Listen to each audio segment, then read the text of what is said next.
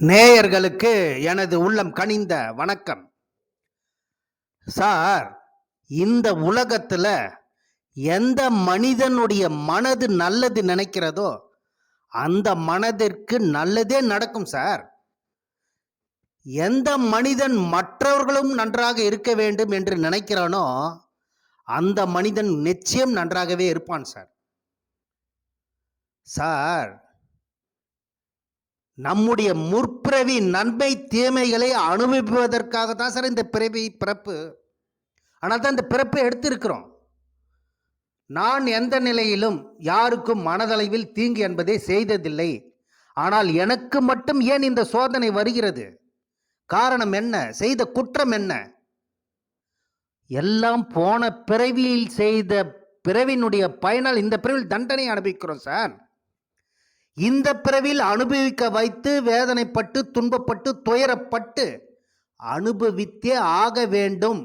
அதன் பிறகு தான் அந்த கர்மாவை அனுபவித்த பிறகு உங்களுடைய யோகங்கள் செயல்படும் சார். சார், உங்கள் துணியில் இருக்கக்கூடிய அழுக்கு போகணும்னா என்ன சார் பண்ணுவீங்க? அந்த துணியை அடித்து துவைத்தால் தான் சார் நல்ல ஒரு வெண்மையான நிறம் கிடைக்கும். அப்போது அதே மாதிரி தான் இந்த பிறவி, போன பிறவில் செய்த குற்றங்கள் என்ன, இந்த பிறவில் செய்த குற்றங்கள் என்ன என்பது மட்டுமே சூட்சமமானது சார். போன பிறவியில் என்ன குற்றங்கள் செய்து போன பிறவியில் வந்தோமோ அவற்றையெல்லாம் நிர்மூலமாக்க வேண்டும். இந்த பிறவியில் தன்னலமற்ற முறையில் நீங்கள் தான தர்மங்களை செய்ய வேண்டும் சார். அன்னதானம் செய்யுங்க. இவற்றையெல்லாம் தொடர்ந்து விடாமல் செய்து கொண்டே இருந்தால் அப்பொழுதுதான் உங்களுடைய கெட்ட கர்ம வினைகள் நமக்கே தெரியாமல் குறைந்து கொண்டே போய் மொத்தமாக நிர்மூலமாயிடும் சார்.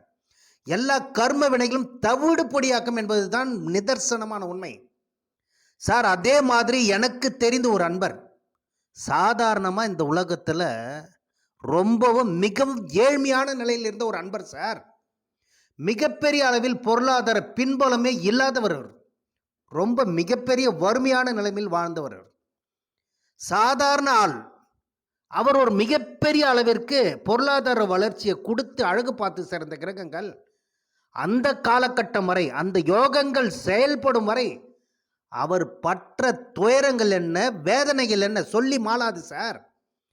இப்படி கூட ஒருவர் திடீரென ஜெயிக்க முடியுமான்ற லெவலுக்கு மற்றவர்கள் வியந்து பார்க்கக்கூடிய அளவிற்கு அவர் வாழ்க்கையில் சக்சஸ் ஆனார் சார். அந்த அளவிற்கு கிரகங்கள் குறிப்பிட்ட நேரத்தில் குறிப்பிட்ட கால அளவில் அவருக்கு துன்பத்தையும் வேதனையும் கொடுத்த அந்த கிரகங்கள் ஒரு காலகட்டத்திற்கு பிறகு மிகப்பெரிய அளவில் மற்றவர்கள் வியந்து பார்க்கக்கூடிய அளவிற்கு பணத்தை கொட்டி கொடுத்தே ஆக வேண்டும் என்று எழுதப்பட்ட விதி சார் அவருக்கு. இன்னைக்கு அவர் கோட்டீஸ்வரன் சார். சாதாரண குடும்பத்தில் பிறந்தவர் தான்.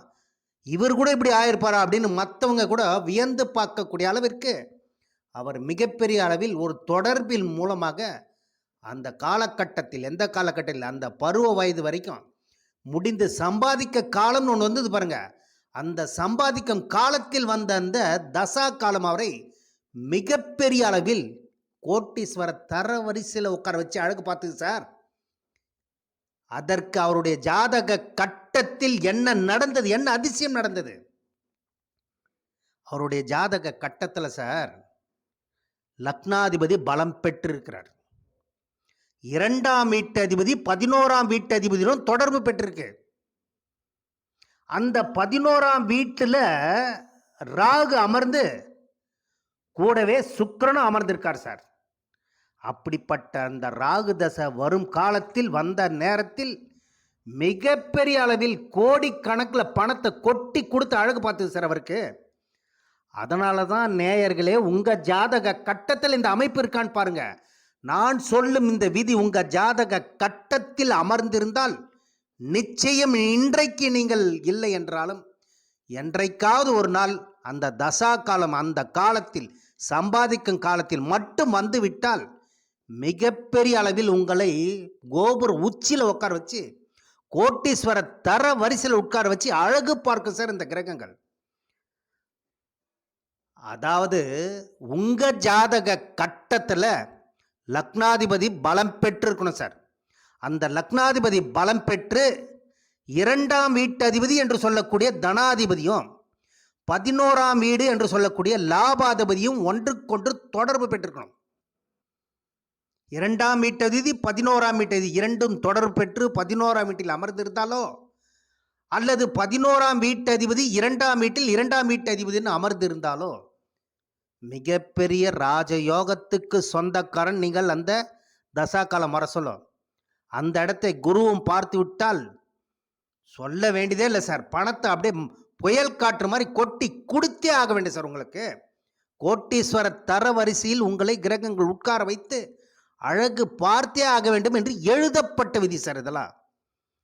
சார் அப்படி இல்லை என்றால் உங்கள் ஜாதக கட்டத்தில் லக்னாதிபதி என்ற அந்த லக்னமும் லக்னாதிபதியும் பலம் பெற்றிருக்கணும் சார். முதல் விதியே இதுதான். உங்கள் ஜாதக கட்டத்தில் லக்னாதிபதியும் லக்னமும் எந்த விதமான பாவத்துவமான கிரகங்கள் சேர்க்கை இல்லாமல் அற்புதமாக அழகாக பியூரிட்டியாக கிளாரிட்டியாக இருக்கணும் சார். அப்படியே அப்படி லக்னமும் லக்னாதிபதியும் அமர்ந்து உங்கள் ஜாதக கட்டத்தில் 2ஆம் வீட்டதிபதி என்று சொல்லக்கூடிய தனாதிபதியும் லாபாதிபதி என்று சொல்லக்கூடிய 11ஆம் வீட்டதிபதியும் உங்கள் ஜாதக கட்டத்தில் லக்னத்தில் இருந்தாலோ அல்லது 4ஆம் இடம் என்று சொல்லக்கூடிய சுகஸ்தானத்தில் அமர்ந்திருந்தாலோ அல்லது 7ஆம் இடம் என்று சொல்லக்கூடிய கலத்திர ஸ்தானத்தில் அமர்ந்திருந்தாலோ அல்லது 10ஆம் இடம் என்று சொல்லக்கூடிய தசம கேந்திரத்தில் அமர்ந்து குரு பார்வை பெற்று தசா காலம் மட்டும் நல்ல சம்பாதிக்கும் காலத்தில் நல்ல பருவ வயது காலத்தில் வந்துவிட்டால் நிச்சயம் நீங்கள் கோட்டீஸ்வரன் சார். சார் அப்படி இல்லையா? உங்கள் ஜாதக கட்டத்தில் லக்னமும் லக்னாதிபதியும் பலம் பெற்று அந்த லக்னத்திற்கு இருந்து லக்னத்திலேயோ அல்லது லக்னத்திலிருந்து 5ஆம் வீட்டிலேயோ அந்த 2ஆம் வீட்டதிபதி 11ஆம் வீட்டை தொடர்பு பெற்று அல்லது 9ஆம் இடம் என்று சொல்லக்கூடிய பாக்கியஸ்தானத்தில் 2ஆம் வீட்டதிபதியோ அல்லது 11ஆம் வீட்டதிபதியோ 9ஆம் வீட்டதிபதியுடன் சேர்ந்து அமர்ந்து உங்களுக்கு அந்த ஜாதக கட்டத்தில் அந்த சம்பாதிக்கும் காலத்தில் மட்டும் அந்த தசா காலம் மட்டும் வந்து விட்டால் போதும் சார். உங்களுக்கு நீங்கள் நிச்சயம் மற்றவர்கள் வியக்கத்தக்க வகையில் மற்றவர்கள் அண்ணாந்து பார்க்கக்கூடிய அளவிற்கு உங்களுடைய வாழ்க்கை தரம் மிகப்பெரிய அளவில் உயர்த்தி ஆக வேண்டும் என்பது எழுதப்பட்ட விதி சார். இதெல்லாம் யாராலையும் மாற்றவே முடியாது சார். இதுதான் நான் அடிக்கடி சொல்வது. நீங்கள் பிறக்கும் போதே வாங்கி வந்த வரம் உங்கள் ஜாதக கட்டத்தில் இருந்தால் நிச்சயம் நான் சொல்லும் இந்த விதி உங்கள் கட்டத்தில் இருந்தால் நிச்சயம் அந்த தசா காலத்தில் உறுதியாக நிச்சயமாக நீங்கள் கோட்டீஸ்வர தர வரிசையில் நிச்சயம் இடம் பிடிப்பீர்கள் என்பது எழுதப்பட்ட விதி சார். எனவே நேயர்களே, உங்கள் ஜாதக கட்டத்தை செக் பண்ணிக்கங்க. அப்படி செக் பண்ண தெரியவில்லை என்றால் இந்த தரணி ரமேஷ் ராஜை தொடர்பு கொள்ளுங்கள். உங்கள் சந்தேகங்கள் அனைத்தையும் நிச்சயம் நிறைவேற்றி வைப்பார் என்று கூறி விடைபெறுகிறேன். நன்றி, வணக்கம். மேலும் நேயர்களே, இந்த சேனலை பார்த்துவிட்டு சப்ஸ்கிரைப் பண்ணுங்கள், பெல் பட்டனை ப்ரெஸ் பண்ணி ஆல் பட்டனை ப்ரெஸ் பண்ணுங்கள். அப்பொழுதுதான் நான் போடும் வீடியோ உங்களுக்கு உடனுக்குடன் வந்தடையும் என்று கூறி விடைபெறுகிறேன். நன்றி, வணக்கம்.